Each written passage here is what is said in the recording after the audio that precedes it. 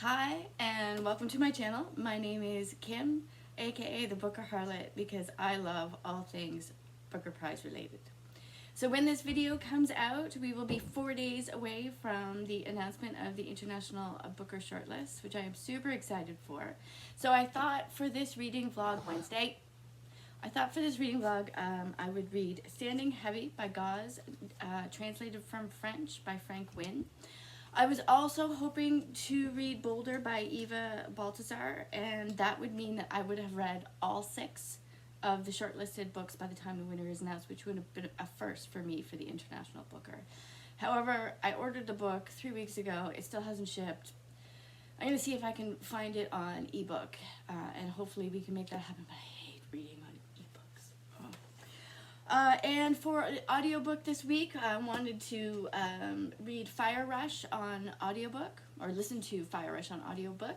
It's by Jacqueline Crooks, and it's narrated by Leonie Elliott, and it is receiving rave reviews. So that's my plan for this week. Thanks for being here, and let's get reading.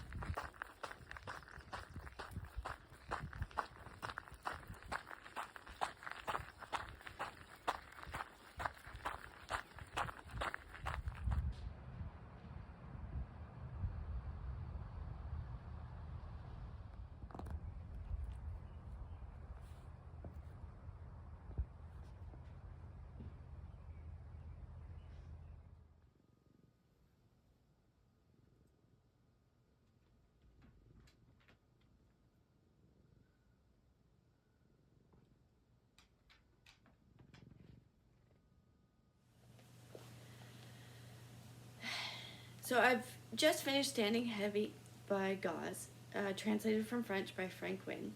And interestingly enough, this is a debut novel, just like Fire Rush, and a lot of what I've been reading lately. And Wynne has been previously nominated for the International Booker for his translation work in the past. So this was a complicated read for me. I'll start off with structure. It takes place from the 1960s to essentially 2011, and it is divided into ages, and then between the ages there are these interesting vignettes about about Standing Heavy, about being a security guard, which I love the title. I love that association. It's really, really well done.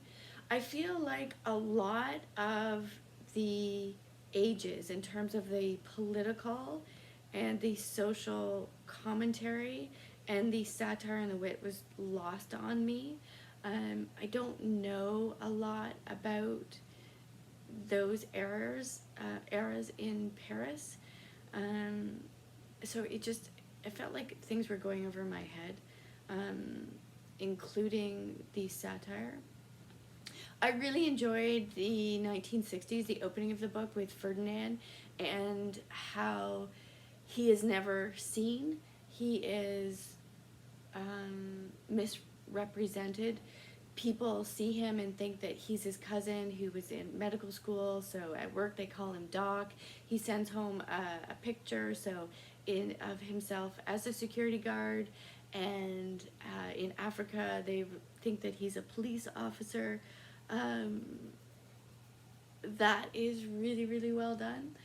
I enjoyed the breaks in between the eras, in which it largely takes place in Sephoria, which I've never actually set foot in, but it was really, really fine-tuned, and it was sharp wit and satire, and I was laughing out loud in parts, but the rest of it was lost on me. The characters were lost on me, which is a shame. So did I enjoy it? In parts I enjoyed it, but I really think that this isn't for me, and this is probably my least favorite out of the short list, if not the long list. Would I read him again? Yes, I would, because there were sentences and paragraphs and little vignettes that were so beautifully done and so enthralling that I think that in the future this could be brilliantly done. So that's it for Standing Heavy. Boulder by Eva Baltazar has shipped, but still not here, so let's move on to Fire Rush by Jacqueline Crooks.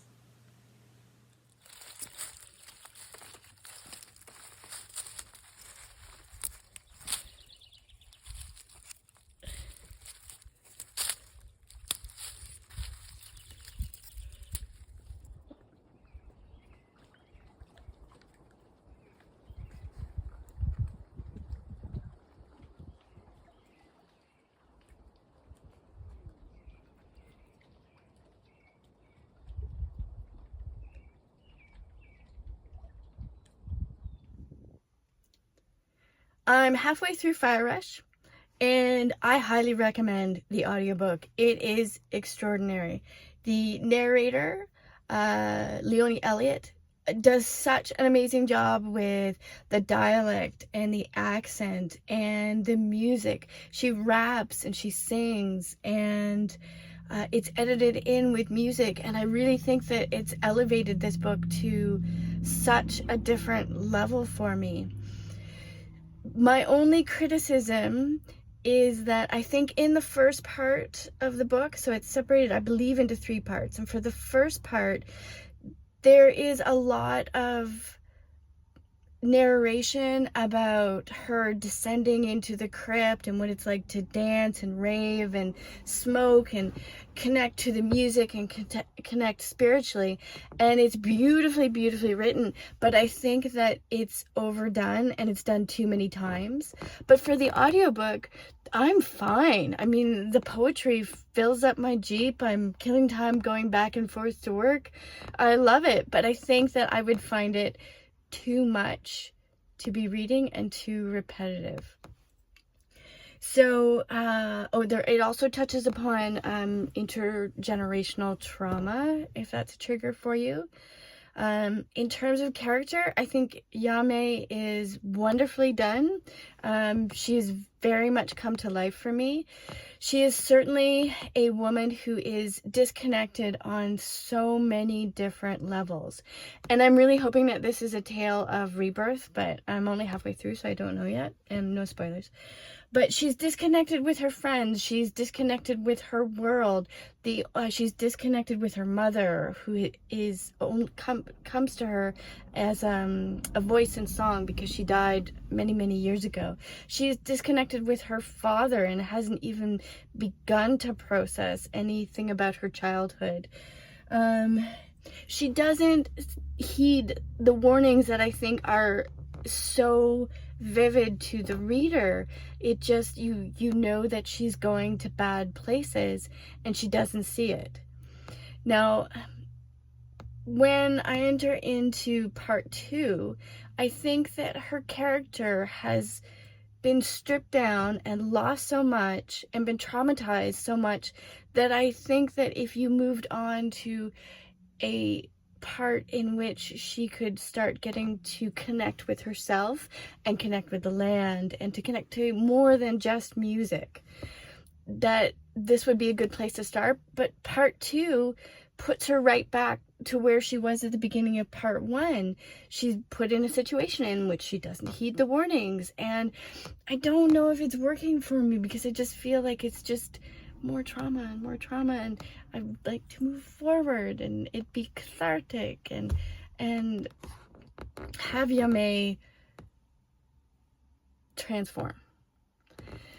So that's where I am with the book. It is beautifully written. I just think that it needs to be better edited so far at this point. But I will get back to you when I'm done the book.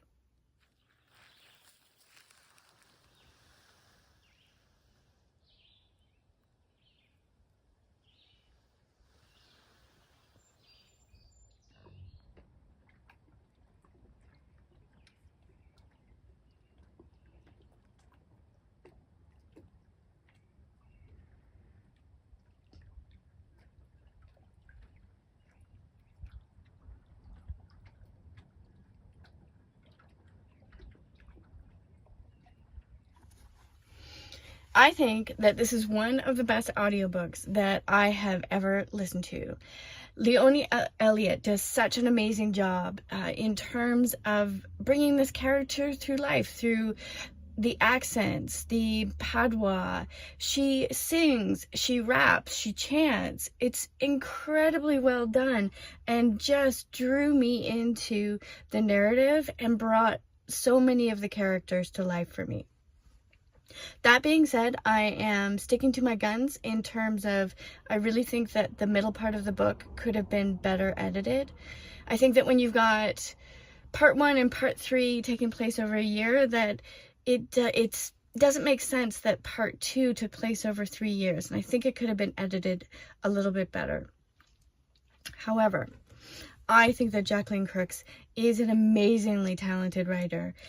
This lyrical prose that she has created is so unique and so innovative and like nothing I've seen before. And I'm so glad that she's been shortlisted for the Women's Prize. I can absolutely see why. I also think it's interesting that this week I read 2 debut novels that have been shortlisted for major literary prizes, and how they are so completely different. Now, I was hoping to read Boulder this week. However, the book will arrive about 6 hours after the International Booker winner has been announced. So, such is the irony of life. But I am going to get over myself, and I'm going to read the ebook either tomorrow or the next day, and I'll have a video out for you. This will be the first time, and I've been following the International Booker since it was first created, that I will have ever read all 6 of the shortlisted books. So I think it's worth the pain of reading an ebook.